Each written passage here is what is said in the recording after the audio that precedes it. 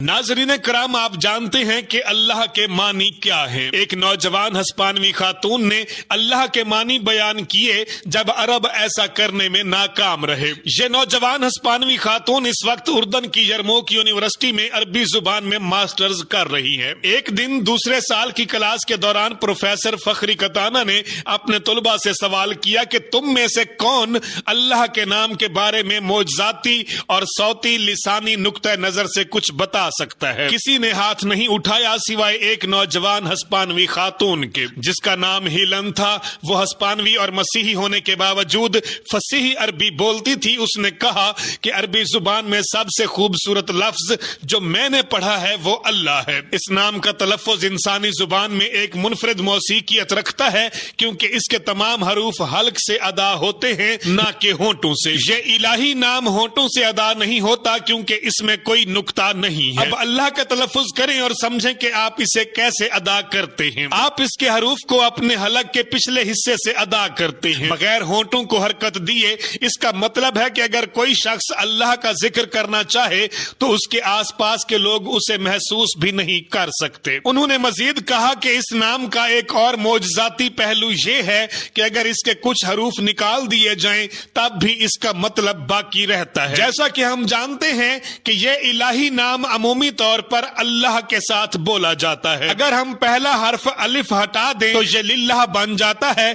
जैसा कि कुरान की इस आयत में है, वलिल्लाहिल अस्माउल हुस्ना, और अल्लाह ही के लिए सब नाम है। अगर हम अलिफ और पहला लाम हटा दें तो ये लहू रह जाता है, जिसका कुरान में है कि लहू माफिस समावाति व माफिल अर्द, जो कुछ आसमानों और जमीन में है वो सब उसी का है। अगर हम पहले अलिफ और दूसरा लाम भी हटा दें तो सिर्फ हु बचता है, जो फिर भी अल्लाह की तरफ इशारा करता है, जैसा कि यह जिक्र है कि हुवल्लाहुल्लज़ी ला इलाहा इल्ला हु, वही अल्लाह है जिसके सिवा कोई माबूद नहीं। अगर हम पहला लाम हटा दें तो यह इलाह बन जाता है, जैसा कि कुरान मजीद में है कि अल्लाहु ला इलाहा इल्ला हुवल हय्युल कय्यूम, अल्लाह जिसके सिवा कोई माबूद नहीं, जो जिंदा है, जो सब का थामने वाला है। अल्लाह के नाम का उलमाए कराम ने गहराई से मुतालिया किया है। तौहीद का जुमला ला इलाहा इल्लल्लाह, अल्लाह के सिवा कोई माबूद नहीं, 3 हरूफ पर मुश्तमिल है, अलिफ, लाम और हा। ये हल्के हरूफ हैं जो होंठों की हरकत के बगैर अदा किए जा सकते हैं। उन्होंने मजीद वजाहत की, क्या आप जानते हैं क्यों?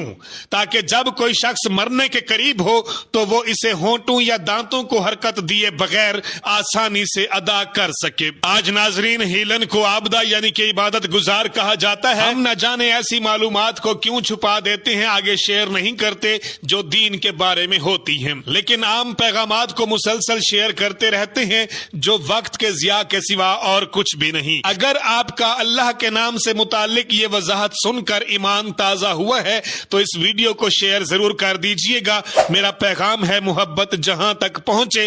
काशी बलोच को इजाजत दीजिए। अल्लाह हाफिज। पाकिस्तान हमेशा जिंदाबाद।